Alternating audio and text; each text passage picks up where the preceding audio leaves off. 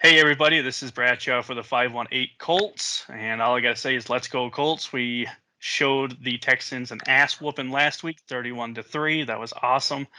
Anyway, today with me, my guest is one of my best friends that I've known for almost 30 years. His name is Josh. Josh, go ahead and tell the people a little bit about yourself.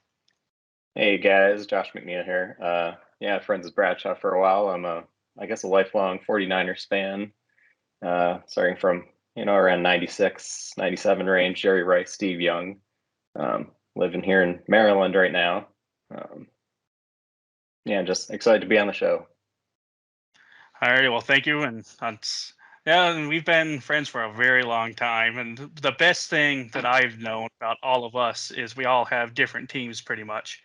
So it's always entertaining because as far as I'm aware of, I'm still the only Colts fan.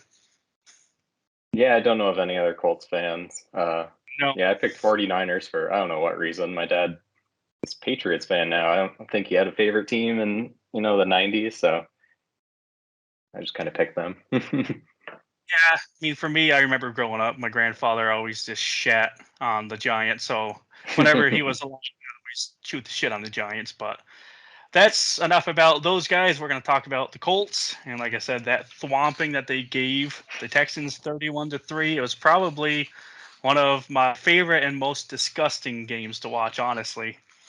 I mean, I would have liked it to been a little closer, but a win at home is still a win, and especially in the AFC South, which is just a disgusting, awful division in football right now. It was basically the NFC East of last year, because that division was Mhm. terrible last year. So now I think it's just moved over to the AFC South this year. But I will say there's lots of stuff to go over, so we're gonna go ahead and I still will stand to this day and believe that Carson Wentz is not the answer for the Colts. I think he's doing a decent job. He had 2 touchdowns last week. He did 223 yards. He got sacked twice, but Wentz also has this issue of holding on to the ball for just a little bit too long. And watching that Texans game, you could just tell he did not feel the pressure on his blind side. He just held it too long. But it's bound to happen. Quentin Nelson, news on him actually today. He was cleared off of IR and he is set to come back against the Niners, so that's going to help them run the ball. I mean, even without him in the lineup, they're still doing a great job with their backups, so that was nice.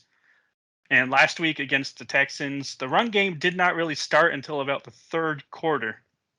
Because I believe if I saw the stats right, Jonathan Taylor only had about 6 to 8 yards in the first half against the Texans, which is definitely not what we obviously want, but it is what it is.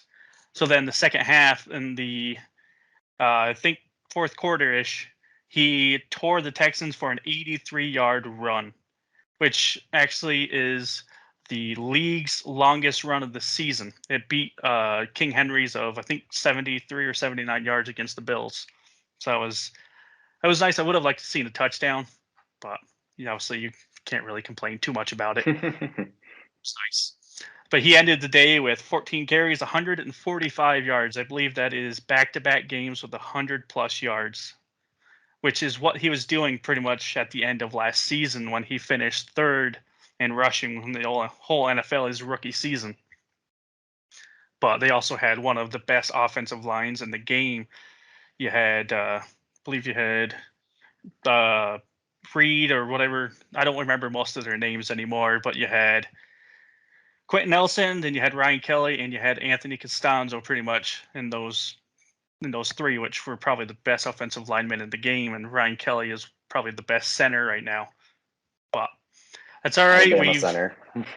exactly, yeah, I do remember that because when he got drafted, I believe Luck was still there, and they were pretty much telling Ryan Kelly that you're gonna have the type of you're gonna have the type of relationship that Manning and Jeff Saturday had.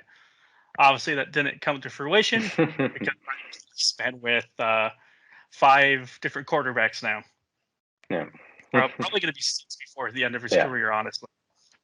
But Probably we'll see. 6 by the end of the year. I would not doubt it because Carson Wentz has the knack to get injured Yes. very easily.